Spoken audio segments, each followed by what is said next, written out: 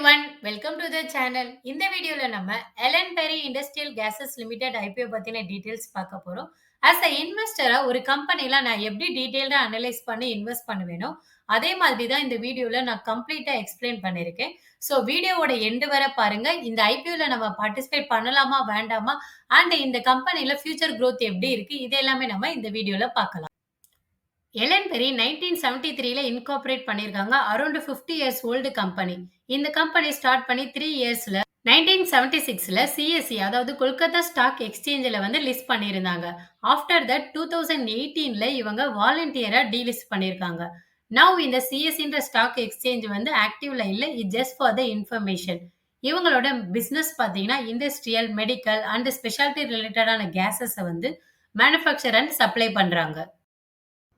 Now இந்த கம்பெனியோட business vertical பார்த்தீங்கன்னா, மேஜரா இவங்க air separation gases like oxygen, nitrogen, helium, dry ices, fire fighting gases இது எல்லாமே போத் மேனுஃபேக்சர் அண்ட் சப்ளை வந்து பண்ணிட்டு இருக்காங்க. நெக்ஸ்ட் செக்மெண்ட் பார்த்தீங்கன்னா, இவங்க இபிசில ஒர்க் பண்றாங்க. லைக் இவங்களோட இந்த ஏர் செப்பரேஷன் பிளான்ட்ட வந்து கம்ப்ளீட்டா பில்ட் பண்ணி அது ரிலேட்டடான எக்யூப்மெண்ட்ஸையும் கஸ்டமர்ஸ்க்கு வந்து டைரக்ட்டா செல் பண்றாங்க. சில கஸ்டமர்ஸ்க்கு பார்த்தீங்கன்னா, லாங் டெர்ம் கான்ட்ராக்ட் பேஸ் பண்ணி இந்த பிளான்ட் ரிலேட்டடான இன்ஸ்டாலேஷன், ஆப்பரேஷன் அண்ட் மெயின்டெனன்ஸ் ரிலேட்டடான இந்த இபிசி சர்வீஸும் இந்த கம்பெனி பண்றதா மேனேஜ்மெண்ட் வந்து சொல்றாங்க.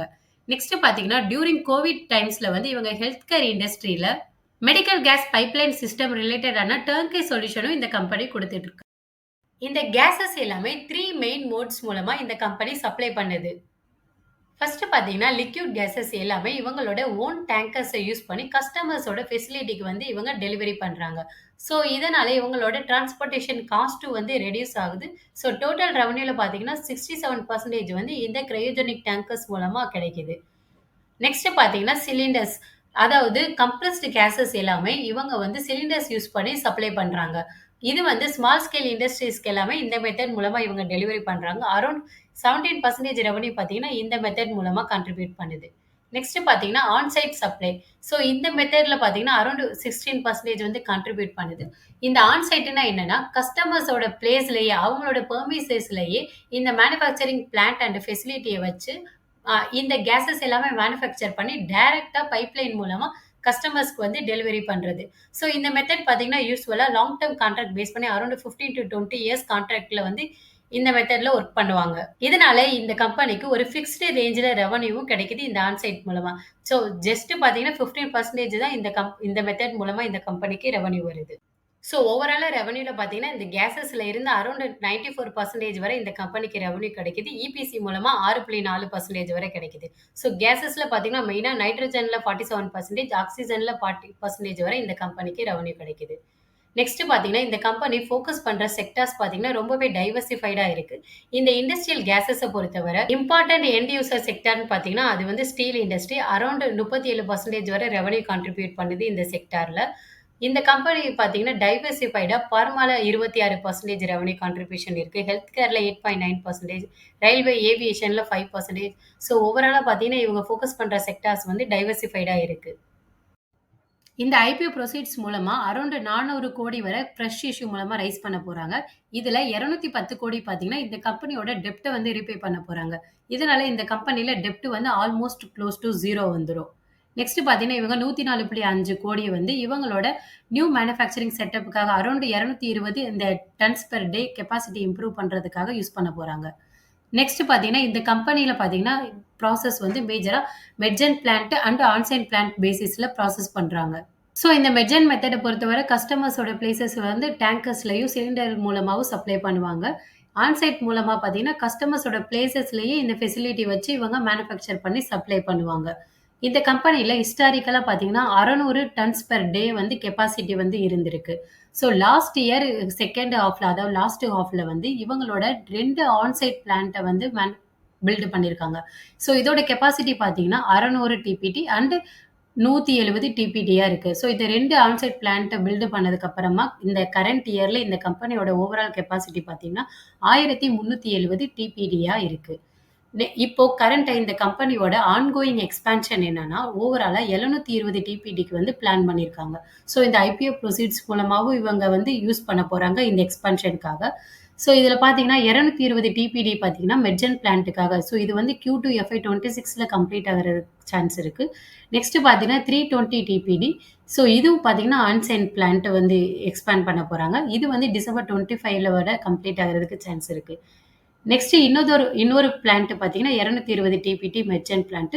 ஸோ இது வந்து Q1 FY27ல வந்து ப்ராசஸ்ல வந்துரும்.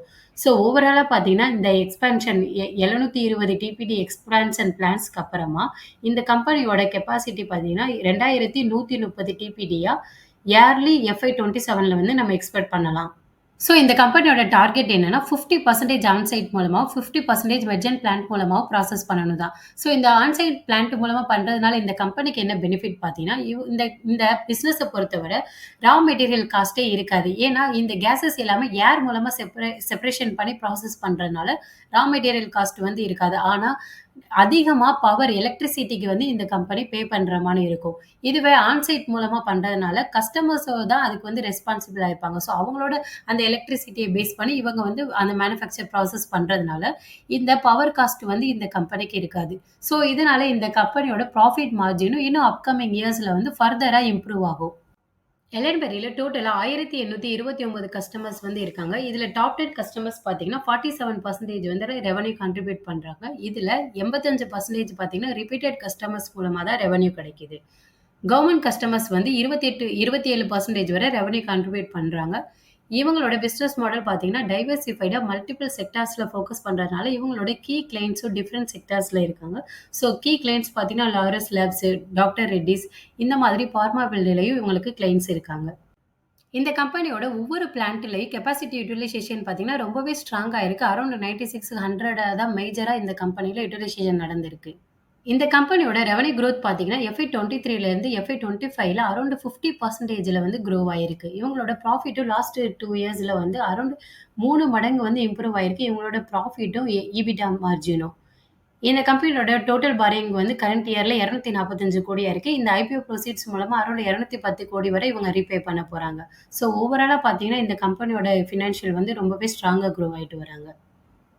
இந்த எலன் பெரியோட பிஇ பார்த்தீங்கன்னா 67 மடங்கா இருக்கு. ஸோ இது வந்து அதிகமா இருந்தாலும் இவங்களோட பியர்ஸ கம்பேர் பண்ணும்போது, பியர்ஸ் இந்த லிண்டே இந்தியா பார்த்தீங்கன்னா 140 டைம்ஸா வந்து இருக்கு. ஸோ இந்த பியர்ஸ கம்பேர் பண்ணும்போது எலன் பெரி வந்து ஒரு ஃபேர் வேல்யூவேஷன்ல இருக்காங்க.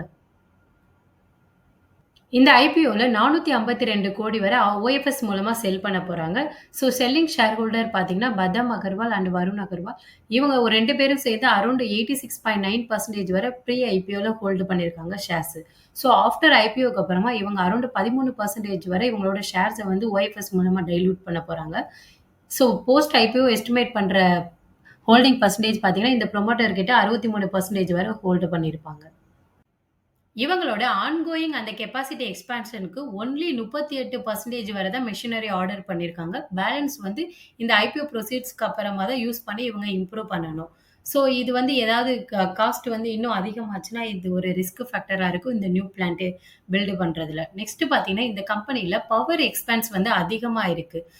இதனால இந்த கம்பெனில 36% ரெவென்யூ வந்து இந்த பவர் எக்ஸ்பென்ஸ் மூலமா டிக்ரீஸ் ஆயிருக்கு இன் FY23ல. இது FY24ல 24% டவுன் ஆயிருக்கு. ஏன்னா, இவங்க லாஸ்ட் இயர் வந்து 2 ஆன்-சைட் பிளான்ட் வந்து பில்ட் பண்ணியிருக்காங்க. ஸோ இதனால இந்த எக்ஸ்பென்ஸ் வந்து டவுன் ஆயிருக்கு. இந்த கம்பெனி ஆன்கோயிங்ல கரண்ட் கெப்பாசிட்டிய விட 67% வரை இம்ப்ரூவ் பண்றதா சொல்லியிருக்காங்க. ஸோ இது வந்து நார்த் ஈஸ்ட் இந்தியா பேஸ் பண்ணி இருக்கும். ஸோ இது வந்து FY26ல வந்து எக்ஸ்பெக்ட் பண்ணலாம் இந்த பிளான்ஸ் எல்லாமே. இதனால இந்த கம்பெனில 50% ரெவென்யூ பார்த்தீங்கன்னா, இந்த ஆன்-சைட் டார்கெட் பண்ணி இவங்க பில்ட் பண்றாங்க. ஸோ இதனால இந்த கம்பெனில இந்த பவர் எக்ஸ்பென்ஸ் இதெல்லாம் ஃபியூச்சர்ல இன்னும் டவுன் ஆகும். அது மட்டும் இல்லாம இந்த கம்பெனியோட மார்ஜினும் ஃபர்தரா குரோ ஆகும் இன்னும் FY26 பேசிஸ்ல. இந்த கம்பெனில கரண்ட்டா EBITDA மார்ஜின் பார்த்தீங்கன்னா, வெறும் 35% தான் இருக்கு. இந்த இண்டஸ்ட்ரியில 50% வரை EBITDA மார்ஜின்ல வந்து குரோ ஆயிட்டு இருக்காங்க. ஸோ இந்த கம்பெனிக்கு இன்னும் பொட்டன்ஷியல் இருக்கு 50% வரை ரீச் ஆகுறதுக்கு. ஸோ ஓவராலா பார்த்தீங்கன்னா, இந்த டெப்ட் ரீபே பண்றது and new capacity on-site plant எல்லாமே இவங்க எக்ஸ்பேண்ட் பண்றதுனால, இவங்களோட EBITDA மார்ஜினும் ஃபர்தரா குரோ ஆகும். அரவுண்ட் 40-45% ரேஞ்சுல FY26-27 வரை நம்ம எக்ஸ்பெக்ட் பண்ணலாம். ஸோ மார்ஜின் இம்ப்ரூவ் ஆகுறதுனால இந்த கம்பெனில பேட் பார்த்தீங்கன்னா, கரண்ட்டா 23%ல இருந்து நம்மளுக்கு FY26 அந்த ரேஞ்சுல பார்த்தீங்கன்னா, பார்த்தீங்கன்னா, 26% வரை கிடைக்கிறதுக்கு சான்சஸ் இருக்கு. ஸோ இத பேஸ் பண்ணி இந்த கம்பெனியோட ரெவென்யூ பார்த்தீங்கன்னா, FY 26 இந்த ரேஞ்சுல 500 crore வரை கிடைக்கிறதுக்கு சான்ஸ் இருக்கு. ஸோ FY 26-27 ப்ரொஜெக்ட் பண்ற ப்ராஃபிட் பார்த்தீங்கன்னா, 130 150 கோடி வரை இந்த கம்பெனிக்கு கிடைக்கும். கரண்ட்டா இந்த கம்பெனியோட பிஇ பார்த்தீங்கன்னா, 62 மடங்கா இருக்கு. ஸோ இதனால FY 26ல எக்ஸ்பெக்ட் பண்ற பிஇ பார்த்தீங்கன்னா, 34-40 ரேஞ்சுல வந்து ட்ரேட் ஆகும். ஸோ இது இண்டஸ்ட்ரிய கம்பேர் பண்ணும்போது லோயரா தான் இருக்கு.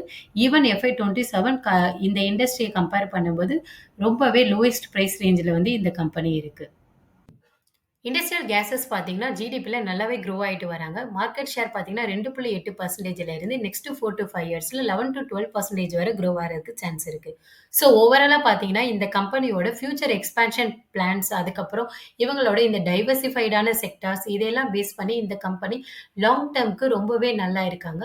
ஈவன் ஷார்ட் டெர்ம் நல்லா பெர்ஃபார்ம் பண்ணலனாலும், லாங் டெர்ம் நீங்க ஹோல்டு பண்ணீங்கன்னா, உங்களுக்கு நல்ல ரிட்டர்ன்ஸ் கிடைக்கிறதுக்கு சான்சஸ் இருக்கு.